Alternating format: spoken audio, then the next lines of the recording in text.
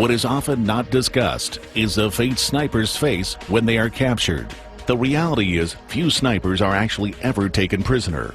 In most modern conflicts, the enemy places a bounty on the head of friendly snipers. This makes them a much sought-after target.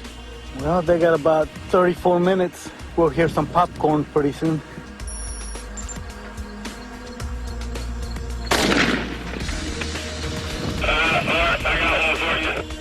They now must remain still, as the spotters must hunt for the source of the shot. Thanks to their suppressor, the true direction has been masked. It is now up to their camouflage to protect them from detection. When he looked through the scope, he said, "Oh, it's Art."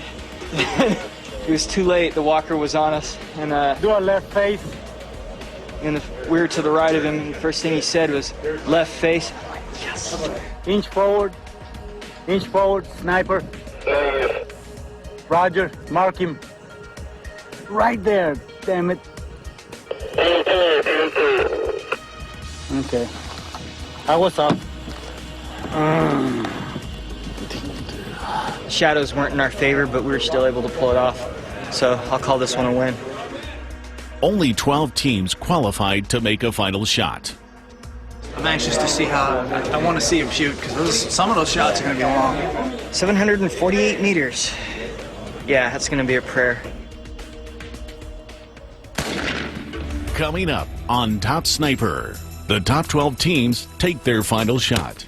We had a feeling we were going to hit it. We told ourselves when we were moving up, it's like, hey, we're going to hit this. As soon as we started walking up there, the wind picked back up. He could see the target 10% of the time, and all he could see was maybe half of it. The identity and scores of many of the competitors in this program have been concealed to ensure safety in ongoing combat operations. With several teams now eliminated from the stock event, those that have successfully and stealthily taken their blank shot must now fire a live round at the exact distance they engage with the blank. All adjustments on their scope will remain the same, and for all intents and purposes, this will duplicate exactly the blank round fired on the stock. So this is what we actually shot with. Unfortunately, I don't have good dope for this rifle. We're not sure where it hits past 500, so we're just going to have to go off memory. It's going to be tough, but hey, we'll see what happens. Maybe we'll win. We ranged it at 435 meters, so hopefully it stays that way until we get out there. The winds are starting to pick up, you know. It's definitely going to be a challenge, but we need this first round hit. We got a range, we did GPS range the target. We got it at 709 meters, 780 yards. We kind of weighed the odds. We thought with the terrain we could have got about 100 yards closer. And we were like, the 100 yards probably isn't going to give us that much of a better chance, but it's going to, exponentially increase our chance of getting busted. Now, when you guys get back into position to shoot, you got to have everything on that you were wearing when you took your shot. Ghillie tops, ghillie hat, everything must be on, all right? Are there any other teams that you think you passed? Grab your gear now, get out here on the road.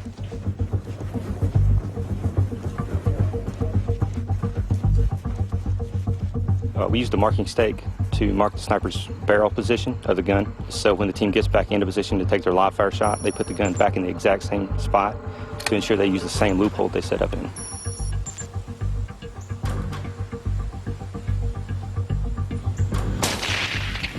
Miss, re-engage.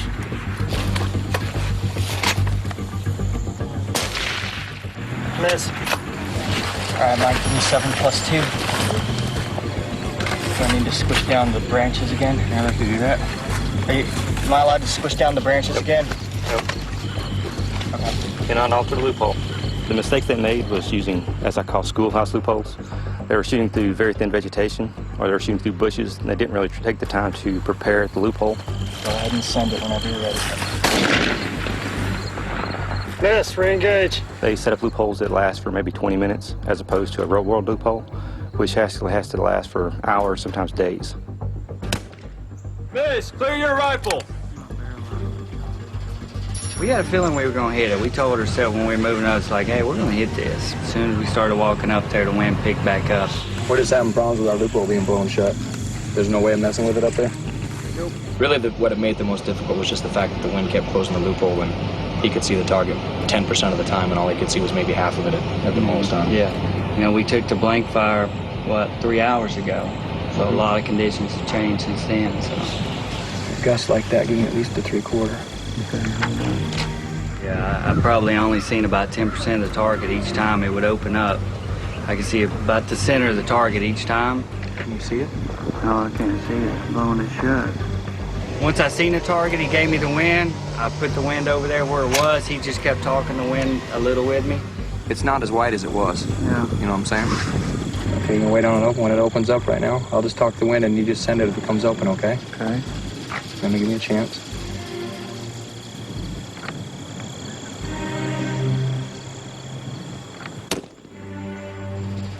I thought it was about a 1/2 mil low.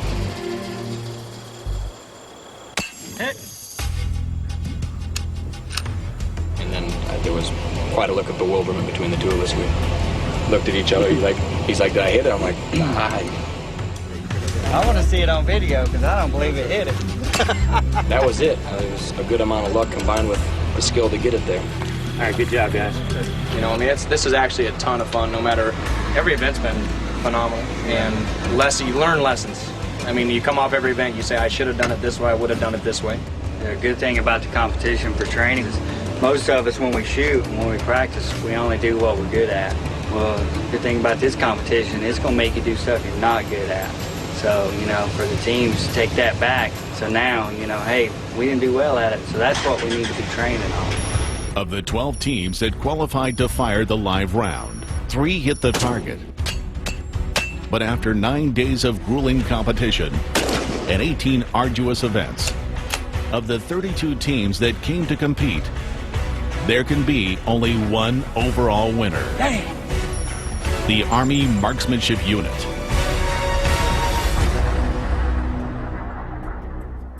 Welcome to the awards banquet for the 8th Annual International Sniper Competition. You guys have just finished a pretty long and arduous competition. So my hats are off to all of you. You're great soldiers, regardless of the country you're in, regardless of what unit, and we thank you for participating. Take the lessons that you learned this week and share them with other sniper teams in your organization. That's how we continue to improve.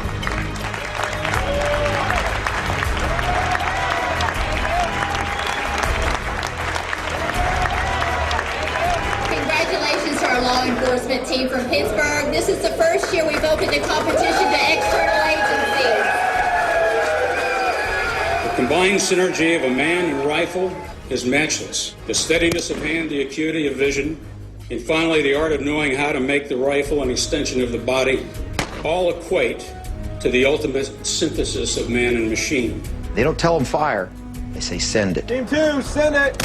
Because that releases the shooter to fire when he is ready, when the wind is right, when his breath is coming in and out at the right moment, and when he squeezes that trigger to take the target. As technology comes on, you hear every time, thermal cameras, thermal sights, end of the sniper. Even the effectiveness of the night sights, end of the sniper. And guess what? Every single time the sniper still comes through. So they're going to be around for a long time to come. The Scout Sniper team is the greatest tactic that's been developed in the last 90 years.